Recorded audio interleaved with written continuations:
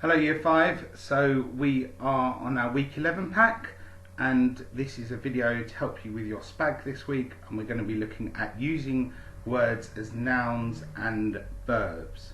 So let's do a quick recap. What is a noun? It's a name, a place or a thing, and there are different types of nouns such as concrete, abstract, proper and collective. So common nouns, for example, refer to an object, person or place, and this might be something like table, school, teacher, and then they can also be divided, those common nouns, into concrete and abstract. Now I think my personal way of remembering them is, if you think of concrete like something that might be used to build pathways or walls, etc., it's hard, you can feel it. So concrete nouns are physical things that you can see, touch, taste, hear or smell. So it's experienced through the 5 senses, and they're things like sweets, television, cardboard, piano, guitar, candle, to name a few. And then you've got abstract nouns, and these are things that don't have a physical form, and my trick for remembering these is, if you think of a picture, you could have your self-portraits or portraits, and that might be a picture of you, or it might be a picture of a landscape with a load of trees, and then you have kind of your abstract art, which is things that don't really resemble anything that you can really remember in physical form. Like, it doesn't look necessarily like a tree, but it's they're still things. So with abstract nouns, they're things that don't have a physical form but are still things, and this might be concepts, ideas or emotions. So for example, knowledge, intelligence, friendship, kindness, betrayal, to name a few. Then you have your proper nouns, and they are a specific object, person or a place, and these are the ones that in your writing, regardless of where they are in a sentence, require a capital letter because they give the actual name of something. So for instance, we've got London, England, Enfield, places like that. Then you've got your months of the year, January, February, September, what have you. Your days of the week, Wednesday, Thursday, Friday. Names such as Natalie, Nick, Sophie, things like that. And they must always have a capital, regardless of whether they're at the start, middle, end of the sentence. They must have a capital because they are proper nouns.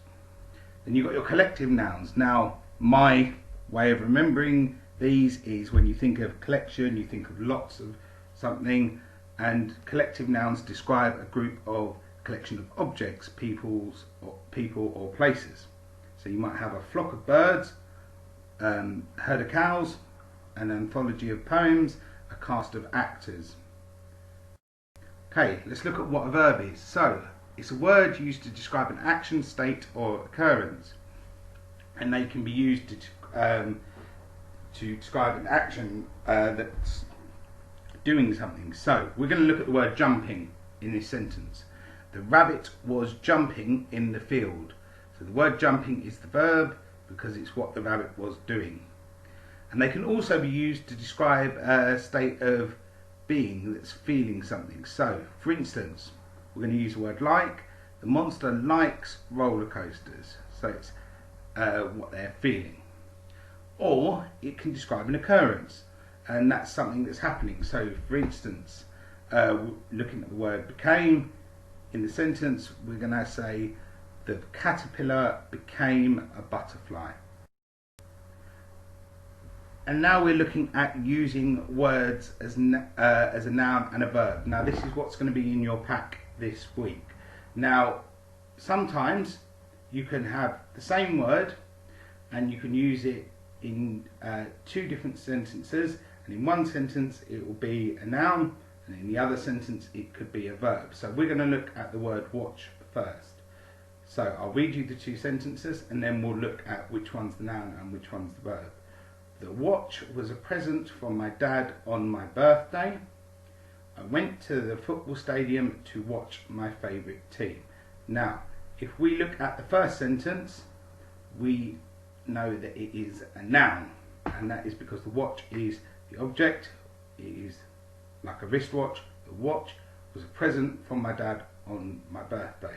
And we look at the second sentence, and it is used as a verb because I went to the football stadium to watch my favourite team. It's what I'm doing. I'm going to watch my favourite team. Looking at the word lock now, I'm going to lock the car. That's a verb in that sentence because it's the action that I'm doing. I'm going to lock the car. And then in the second sentence, it's a noun. The lock is broken. Think of it like maybe the lock on your shed. The lock is broken, so it's the object. And the question is, how do you remember, how do you understand which one is which? Well, we've got a little trick that can help you remember. So, normally, if it has the word the, a or an before it, it's normally a noun. So if the word you're looking at, for example, at the end here we look at train, if it has the, a or an before it in the sentence, it's usually a noun. If it has the word to before it, it's usually a verb.